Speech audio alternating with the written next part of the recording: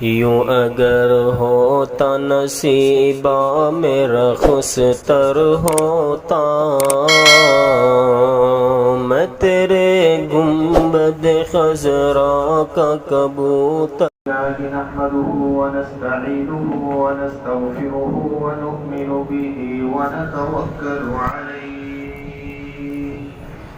ونعوذ بالله من شرور أنفسنا ومن سيئات أعمالنا، من يهده الله فلا مضل له ومن يضلله فلا هادي له، ونشهد أن لا إله إلا الله وحده لا شريك له، ونشهد أن سيدنا وسندنا وحبيبنا ومولانا محمدا عبده ورسوله. أما بعد، أعوذ بالله من الشيطان الرجيم. بسم الله الرحمن الرحيم. إن الذين يأكلون أموال اليتامى ظلما إنما يأكلون في بطونهم نارا وسيصلون سعيرا. صدق الله العظيم. درود شریف پڑھیں. اللهم صل على سيدنا ومولانا محمد وعلى آل سيدنا ومولانا محمد وبارك وسلم. واجب الاحترام حضرات علماء کرام، بزرگوں، اسپیکروں کے ذریعے سننے والی میری مائیں، محترمہ بہنیں، میں نے آپ حضرات کے سامنے قرآن کریم کی ایک آیت مبارکہ تلاوت کی. اس آیت کریمہ میں اللہ تبارک و تعالی نے دوسروں کے مال کو کھانے کا وبال اور اس کا انجام کیا ہے اس کو بتلایا ہے. ہمارے معاشرے میں ایک بہت بڑی کوتاہی پائی جا رہی ہے کہ جب ایک انسان انتقال کر جاتا ہے، موت واقع ہو جاتی ہے، تو اس نے جو مال و جائیداد چھوڑی ہے، وہ مال چاہے مال منقولہ ہو یا مال غیر منقولہ ہو، یعنی وہ مال روپیوں پیسوں کی شکل میں ہو یا زمین جائیداد پلاٹ کی شکل میں ہو، اس مال کے اوپر شریعت کی طرف سے بالترتیب 4 قسم کے حقوق وابستہ ہوتے ہیں.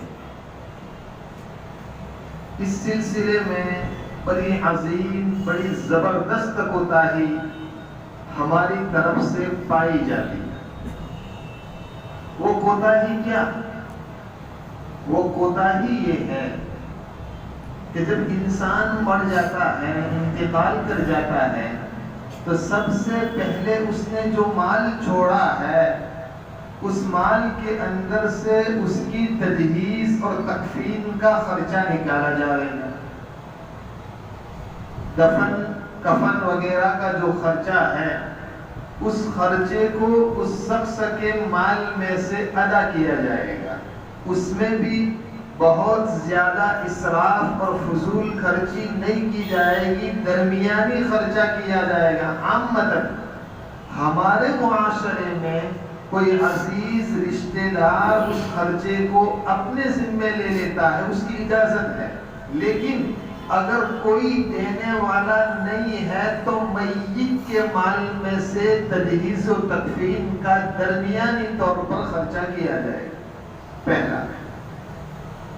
دوسرے نمبر پر میت نے جو قرضہ چھوڑا ہے، میت نے جو قرضہ چھوڑا ہے اس کے ذمے جتنا قرض ہے اس قرض کو اس کے مال میں سے چکایا جائے گا، صاحب قرض کو اس کا قرض دے دیا جائے گا، میت کے مال میں سے دیا جائے گا۔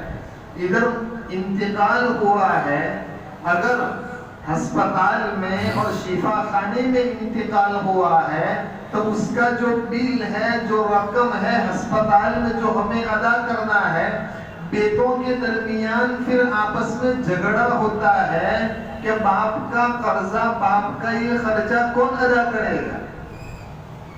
بڑا بھائی ہے، باپ اس کے ساتھ رہ رہے ہیں تو چھوٹے بھائی کہہ رہے ہیں کہ زندگی بھر تو باپ کی پراپرٹی سے تو نے فائدہ اٹھایا ہے، لہذا قرضہ تو ادا کرے گا۔ بڑا بھائی یہ کہہ رہا ہے کہ نہیں، آپ لوگ بھی اس قرضے کی ادائیگی میں میرے ساتھ شریک ہوں گے۔ آپس میں جھگڑا کر رہے ہیں، جھگڑا کرنے کی کوئی ضرورت نہیں ہے، میت کا قرضہ ہے، آپ میت کی پراپرٹی میں سے، میت کے مال میں سے ادا کرو۔ اگر ساری پراپرٹی خرچ کرنا پڑے میت کے قرضے کی ادائیگی میں تو ساری کی ساری پراپرٹی دے دی جائے گی، میت کا قرضہ ادا کیا جائے گا، ورثہ کو کچھ نہیں ملے گا۔ دوسرے نمبر کا حق، تیسرے نمبر کا حق یہ ہے کہ میت نے کوئی جائز وصیت کی ہے، وصیت ہے، وصیت کا نفاذ کیا جائے گا، وصیت پر عمل کیا جائے گا۔ ہاں، میت نے اگر کسی گناہ کے کام کی وصیت کی ہے تو اس پر عمل نہیں کیا جائے گا، اس پر عمل نہیں کیا جائے گا۔ ہاں، میت نے کوئی ایسی وصیت کی ہے، مثلا میت کی کئی سالوں کی زکوٰۃ کی ادائیگی باقی ہے، میت کی نمازیں چھوٹی ہوئی ہے، میت کے رمضان کے روزے چھوٹے ہوئے ہیں، اگر یہ وصیت کی کہ میرے مال میں سے آپ میرا یہ فدیہ ادا کر دیں، میرے روزے ہیں، میری نمازیں ہیں، تو وصیت تہائی مال میں سے ادا کی جائے گی، ایک ٹوٹیاں اس مال میں سے، تہائی مال میں سے، پورے مال میں سے وصیت پر عمل نہیں کیا جائے گا، ایک تہائی تک تو اجازت ہے، بقیہ جو 2/3 مال میت کا بچ جاتا ہے اس مال کو ورثہ کے درمیان تقسیم کیا جائے گا۔ قرآن کریم نے اس کے حصے مقرر فرمائے۔ معاشرے میں ہوتا کیا ہے کہ یہ بالترتیب اس طریقے سے مال کا حق ادا نہیں کیا جائے گا، شوہر کا انتقال ہوا ہے، اسی میت کی بیوہ بیوی سارے مال پر قابض ہو جاتی ہے، حالانکہ قرآن اور شریعت یہ کہہ رہی ہے کہ میت کا سارا مال یہ بیوی کا نہیں ہوتا ہے، میت کے مال میں سے ان سارے حقوق کو ادا کرنے کے بعد جو 2/3 مال بچ جاتا ہے اس میں بیٹوں کا بھی حصہ ہے، بیٹیوں کا بھی حصہ ہے اور مرنے والے کی بیوی کا بھی حصہ ہے۔ اگر بیوی انتقال کر گئی ہے تو بیٹے اور بیٹیوں کو بھی حصہ ملے گا اور اس کے شوہر نامدار کو بھی حصہ ملے گا۔ یہ قرآن میں سارے کے سارے تفسیرات موجود ہیں۔ لیکن میت انتقال کر کے اس کو دفن کر دیا گیا، لیکن ہم شریعت کے اوپر عمل کرنے کے لیے تیار نہیں ہیں، اور معاف کرنا اگر دیندار گھرانہ ہے اس گھر میں علماء بھی موجود ہیں، اگر انتقال کے بعد یہ کہہ دیا جائے کہ بھائی ان کے مال کو آپس میں تقسیم کر لو، صاحب حق کے حق کو ادا کر دو، تو کیا کہیں گے؟ بس تجھے مال کی پڑی ہے، ابھی تو ابا کا انتقال ہوا ہے، ابھی تو ان کی قبر پر مٹی بھی خشک نہیں ہوئی اور تجھے مال کی پڑی ہوئی ہے۔ حالانکہ نہیں، شریعت کی تعلیم یہ ہے کہ اب میت نے جو مال چھوڑا ہے وہ ورثہ میں تقسیم کر دو، لیکن نہیں ہو رہا ہے، نہیں تقسیم کر رہے ہیں، یہاں تک کہ بیڑیاں گزر جاتی ہے، لیکن پھر بھی مال کو تقسیم نہیں کیا جاتا. یاد رکھو مال تقسیم نہ کر کے ہم بہت بڑی خیانت کر رہے ہیں. کتنی بڑی خیانت؟ مثلا میرے دادا کا انتقال ہو گیا. اب میرے والد محترم، میرے چاچا تایا وغیرہ موجود ہیں. اگر انہوں نے میرے دادا کی پراپرٹی کو آپس میں تقسیم نہیں کیا، میرے باپ اور میرے چچاؤں نے اس پراپرٹی کو اپنے پاس رکھ لیا. اور ہوتا بھی یہ ہے کہ باپ جن بیٹے کے پاس رہتا ہے، بڑا بیٹا وہی اپنے باپ کی پراپرٹی کے اوپر قبضہ جما لیتا ہے، دوسرے بھائیوں کو نہیں دیتا. اور ایسا بھی دیکھنے میں آیا کہ وہی بڑا بیٹا جو باپ کی پراپرٹی کے اوپر قبضہ جمائے بیٹھا ہوا ہے، مسجد مدرسوں میں تو خوب پیسے دے رہا ہے، غریب اور محتاجوں کی خوب مدد کر رہا ہے، لیکن سگا بھائی ایک ایک روپیے کے لیے ترس رہا ہے، ایک ایک وقت کے کھانے کے لیے ترس رہا ہے، اپنے بھائی کو وہ حصہ نہیں دے رہا ہے. ہاں ظلم کر رہا ہے. میں مسجد مدرسے میں دینے سے منع نہیں کرتا، لیکن تم دوسروں کا حق مان کے دوسروں کا حق دبا کر تم مسجد میں حصہ دے رہے ہو. ارے تمہیں ثواب نہیں ملے گا، ظلم کرنے کا گناہ ہوگا، کیونکہ تم نے اپنے حقیقی بھائی کے حق کو دبایا. ہاں. اور دوسری بات، بھائیوں کا حصہ ہے پراپرٹی میں، بھائیوں اور بہنوں کو حصہ نہیں دیا جا رہا ہے اور اس میں تصرف کر رہا ہے، اس کو انویسٹ کر رہا ہے. انویسٹ کرنے میں دونوں پہلو ہے، منافع بھی ہو سکتا ہے، گھاٹا بھی ہو سکتا ہے. اگر گھاٹا ہو گیا تو تم نے بغیر اپنے بھائیوں کی رضامندی کے ان پیسوں کو باپ کی پراپرٹی کو انویسٹ کیا ہے، یہ تم نے خیانت کی ہے. اور خیانت کرنا بہت بڑا ظلم ہے، بہت بڑا ظلم. کیوں؟ حدیث پاک میں حضرت ابو ہریرہ رضی اللہ تعالیٰ عنہ فرماتے ہیں کہ غزوہ خیبر کا موقع تھا. ہم غزوہ خیبر سے فتح حاصل کر کے، کامیابی حاصل کر کے مال غنیمت لے کر آ رہے تھے. مال غنیمت میں سونا، چاندی، روپیے، دراہیم، دنانیر نہیں ملے، کھانے پینے کی چیزیں معمولی چیزیں ملی ہوئی تھی. ہم وہ سارا مال غنیمت لے کر ایک میدان کی طرف گئے. آپ علیہ السلام کا ایک غلام تھا جو کسی قبیلے کے ایک شخص نے آپ علیہ السلام کو وہ غلام ہدیے میں دیا. وہ غلام بھی موجود تھا، وہ آپ علیہ السلام کی سواری کا کجاوا درست کر رہا تھا. اچانک دشمن کی طرف سے ایک تیر آپ علیہ السلام کے غلام کو لگا، وہ داغ نہ لایا اور وہی شہید ہو گیا. حضرت ابو ہریرہ فرماتے ہیں کہ ہم اس خادم کے پاس جا کر حضور پاک علیہ السلام کو اس غلام کی شہادت کی مبارکباد دے رہے تھے. اللہ کے حبیب علیہ السلام نے فرمایا نہیں، تم ان کو شہادت کی مبارکباد مت دو، اس لیے کہ مال غنیمت کے تقسیم کرنے سے پہلے اس نے ایک چادر کو چرا لیا تھا. اللہ تعالیٰ نے اس چرائی ہوئی چادر کو آگ کی چادر بنائی ہے اور اس غلام کے بدن کے اوپر لپیٹ دی گئی ہے. اندازہ لگاؤ، حضور پاک علیہ السلام کا خادم ہے، صحابی رسول ہے، لیکن چادر کی خیانت کی، اللہ تبارک و تعالیٰ نے عذاب دیا ہے. تو بڑا حضور پاک علیہ السلام کا خادم، حضور پاک علیہ السلام کا صحابی خیانت کر رہا ہے، اس کو عذاب دیا جا رہا ہے. تو میں اور آپ کس درخت کی مولی، میں اور آپ کس درخت کی مولی، ذرا سوچو. اس لیے بغیر اجازت کے کسی کا مال ہمارے لیے جائز اور حلال نہیں ہے. حضرت رافع رضی اللہ عنہ فرماتے ہیں کہ ایک مرتبہ جنت البقیع میں حضور پاک علیہ السلام کے ساتھ تھا.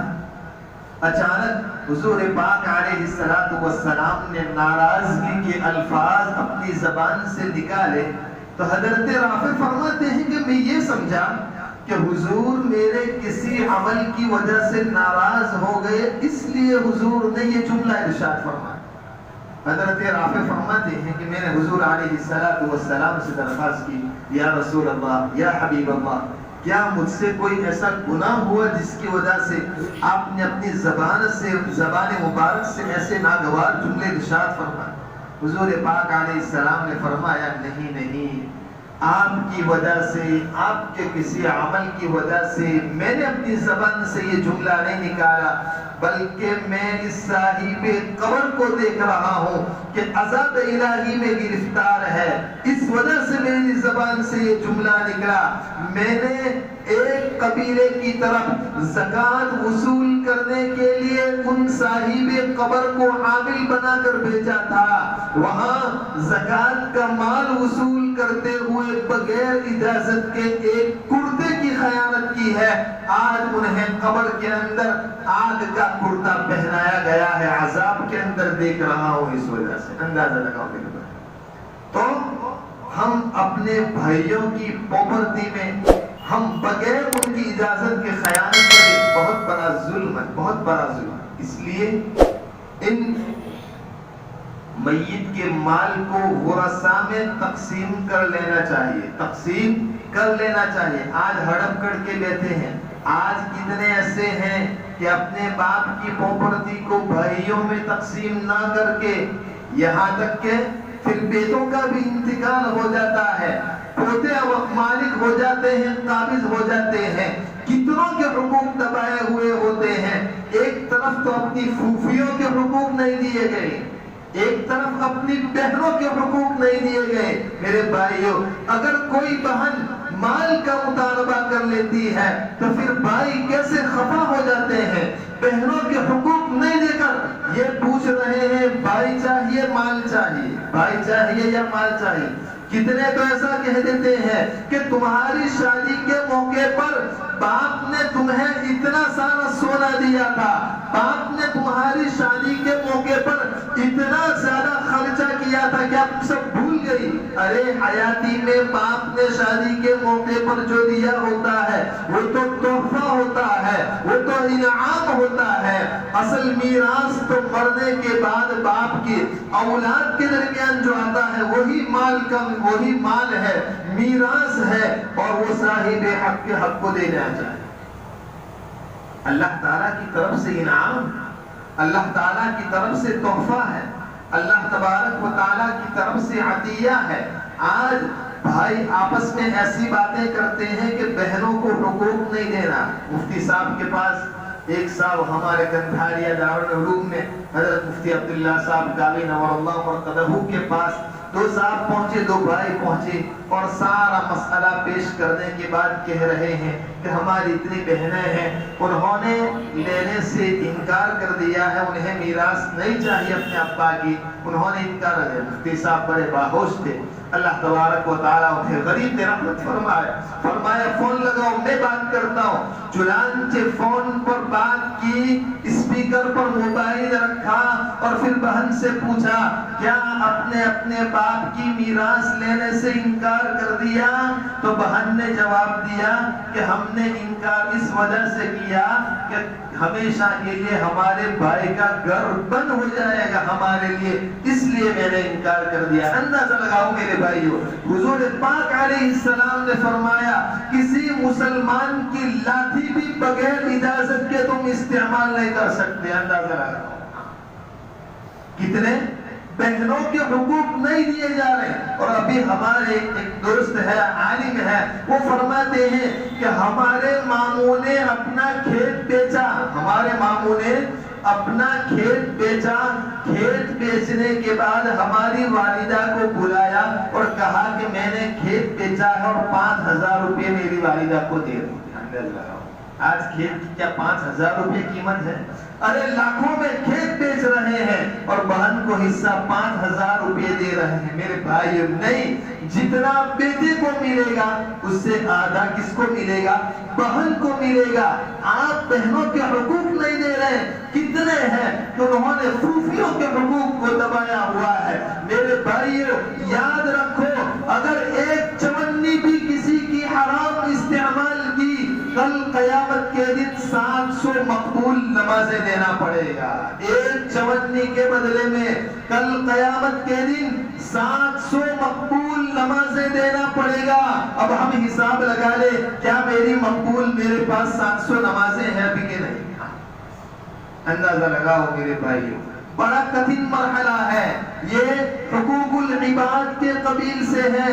کل قیامت کے دن اللہ تبارک و تعالیٰ کے حقوق میں اگر کمی اور کوتاہی ہوگی, ہو سکتا ہے اللہ تبارک و تعالیٰ معاف فرما دے, لیکن جب بندوں کے حقوق کی باری آئے گی اللہ تبارک و تعالیٰ بھی بندوں کے حوالے فرما دیں گے, چاہے میرا اس بندے کے ساتھ تیرا معاملہ ہے, اگر وہ معاف کر دیتا ہے تو میں معاف کر دیتا ہوں, تو اسی سے نمٹ لے. کل قیامت کے دن اگر ہم نے دنیا میں کسی کے حقوق کو دبایا ہوگا, کل قیامت کے دن یہ روپے پیسے نہیں ہوں گے, کل قیامت کے دن ہمیں نیکیاں دینا پڑے گا.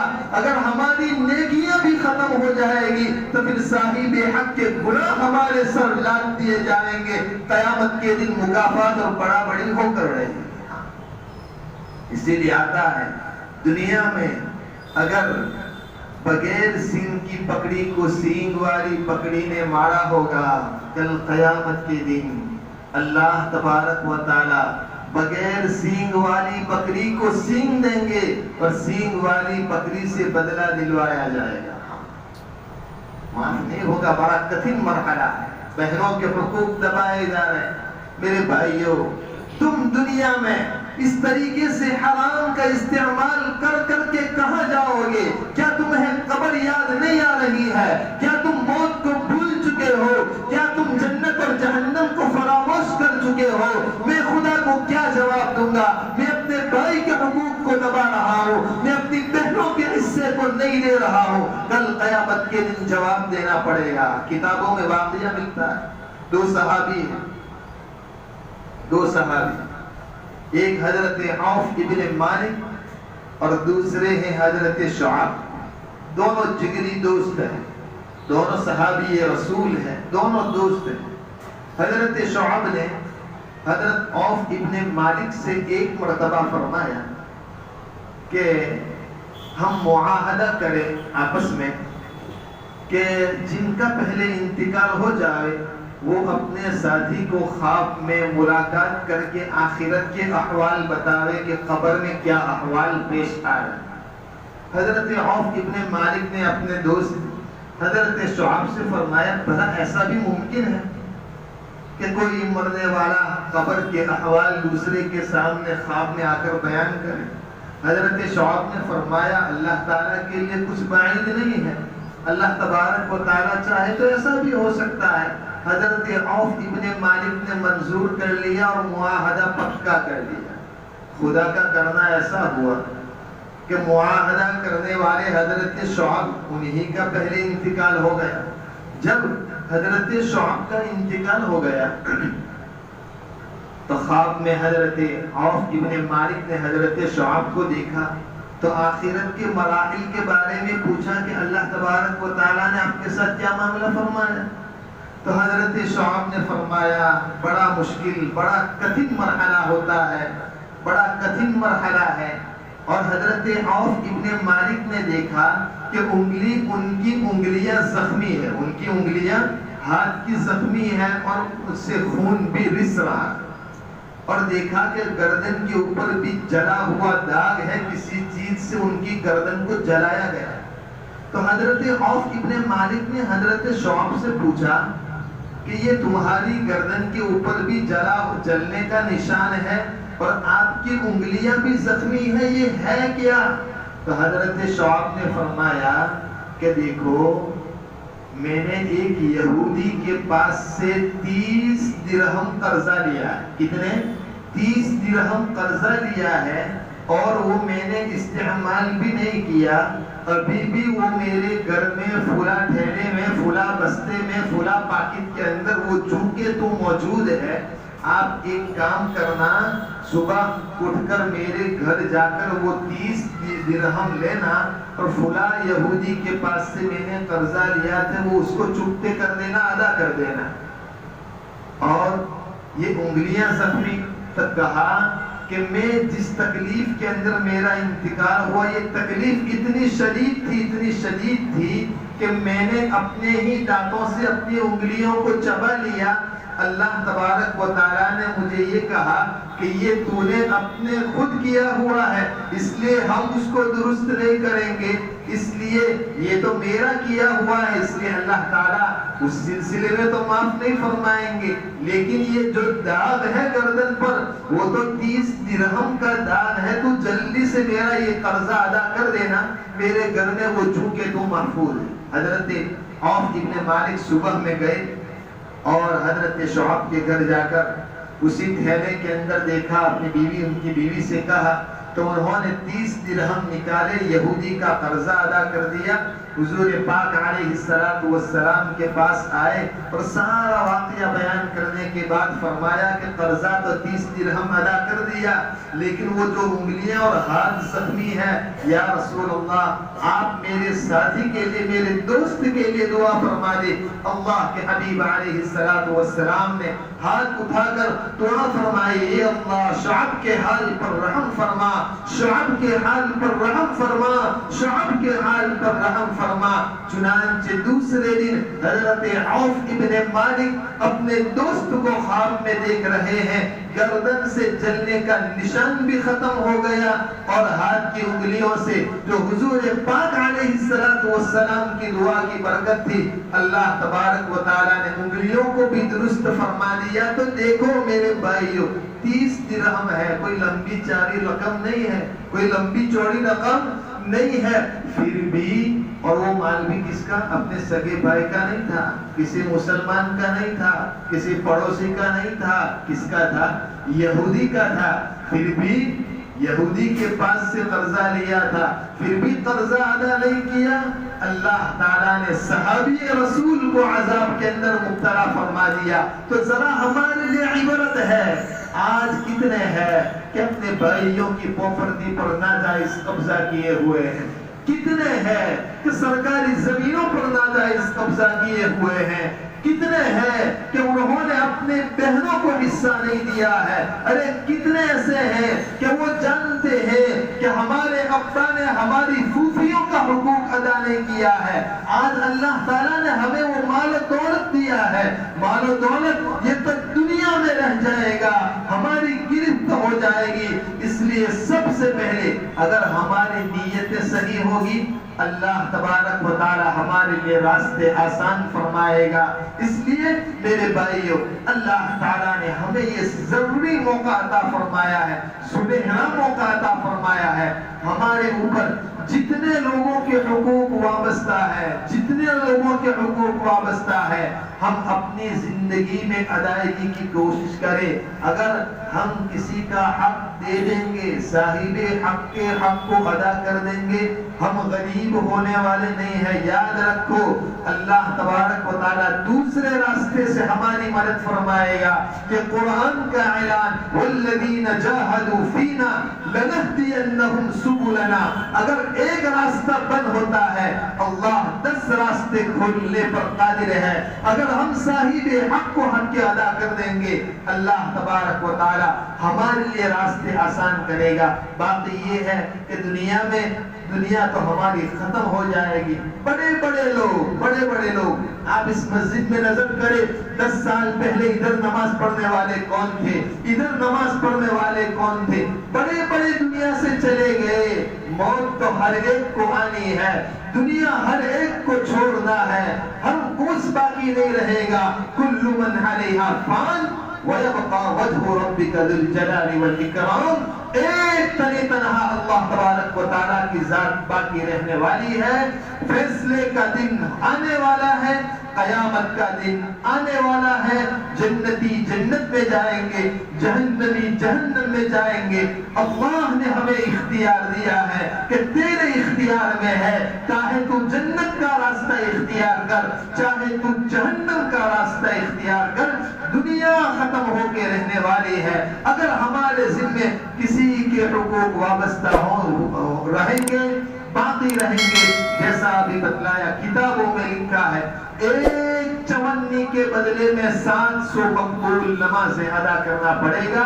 اللہ تبارک و تعالیٰ نے ہمیں دنیا میں پیدا فرمایا ہے، ہمارے اوپر جن لوگوں کے حقوق وابستہ ہے، آج ہے، قرضہ لیا ہے، دینے کا نام نہیں لے رہے ہیں، دینے کا نام نہیں لے رہے ہیں۔ میرے بھائیوں، نہیں، کسی کی آہ، مظلوم کی بد دعا سے بچو، مظلوم کی آہ سے بچو۔ کیوں؟ اس لیے کہ اگر ہم نے کسی پر ظلم کیا، مظلوم اپنی زبان سے کچھ ادا نہیں کرے گا، آہ نکل جائے گی، آسمان اور عرش تک پہنچنے میں کوئی چیز رکاوٹ نہیں بنتی، سیدھے عرش پر جاتی ہے۔ اس لیے میرے بھائیوں، کسی پر ظلم نہ کرو۔ حضرت مولانا طارق جمیل صاحب دامت برکاتہ بڑا پیارا جملہ بیان فرماتے ہیں، مظلوم رہنا کامیابی ہے، ظالم بننا ناکامی ہے۔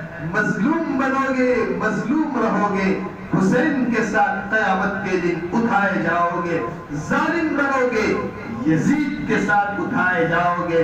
فیصلہ اور اختیار تمہارے قبضے میں ہے، تمہیں یہ اختیار ہے کہ حسین کے ساتھ اٹھنا ہے یا یزید کے ساتھ اٹھنا ہے۔ اللہ تبارک و تعالیٰ کہنے سننے سے زیادہ عمل کرنے کی توفیق عطا فرمائے۔ وآخر دعوانا الحمدللہ رب العالمین۔